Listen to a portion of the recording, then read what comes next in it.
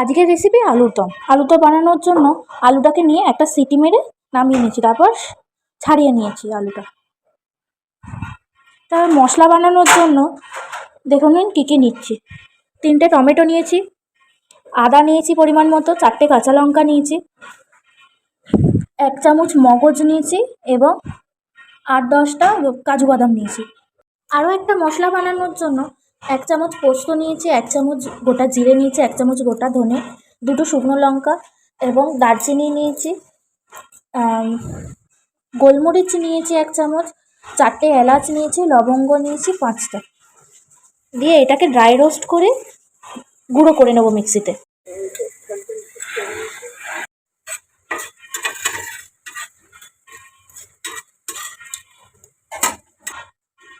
সব কিছু দিয়ে ভালো করে নাড়াচাড়া করে নিয়েছি, হয়ে এসছে। এবার এটা নামিয়ে নেব।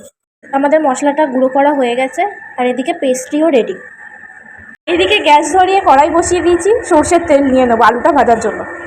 এই যে তেল দিয়ে নিয়েছি, তেলটা গরম হয়ে গেলে আলুটা দিয়ে হালকা নুন হলুদ দিয়ে ভেজে তুলে নেবো। এই যে আলুটা এখানে হাফ ভাজা হয়ে গেছে, তুলে নিয়েছি, আর অর্ধেকটা দিয়ে দিয়েছি, এটা ভাজা হয়ে যাবে, তুলে নেবো। সব আলুটা আমাদের ভাজা হয়ে গেছে, তুলে নিয়েছি। আর কড়াইতে এইটুকু তেল আছে, তেল দিয়ে নেবো। আর এতে পরিমাণ মতো তেল নিয়ে নিয়েছি। তেলটা গরম হয়ে গেলে 2টো তেজপাতা দিয়ে দেবো। এই যে 2টো তেজপাতা দিয়ে নিলাম। এবার এতে 1 চামচ কাশ্মীরি লাল মরিচ ও 1 চামচ হলুদ দিয়ে নেবো।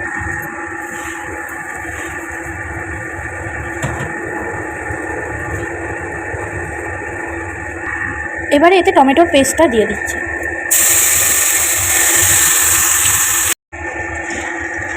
এটাকে একটু নেড়ে চেড়ে নেবো ভালো করে, তারপর এতে নুন অ্যাড করে নেব।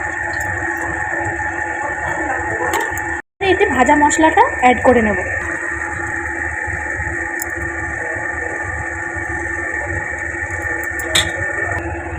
ভাজা মশলাটা অ্যাড করে ভালো করে মিশিয়ে নিয়েছি। এবারে টক দই নিয়ে নেব 2 চামচ মতো। সামান্য একটু চিনি দিয়ে নিচ্ছি।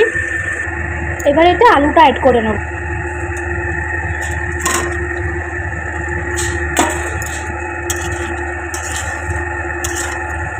এবারে এতে মটরশুঁটি অ্যাড করে নিচ্ছি।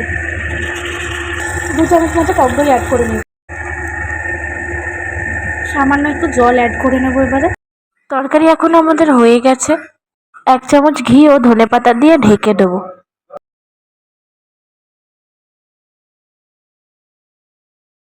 দেখুন এখানে আমাদের আলুর দম কমপ্লিট। যদি আপনাদের এই রেসিপিটি ভালো লেগে থাকে তবে একটি লাইক, কমেন্ট, শেয়ার এবং সাবস্ক্রাইব করে দেবেন চ্যানেলটি। ধন্যবাদ।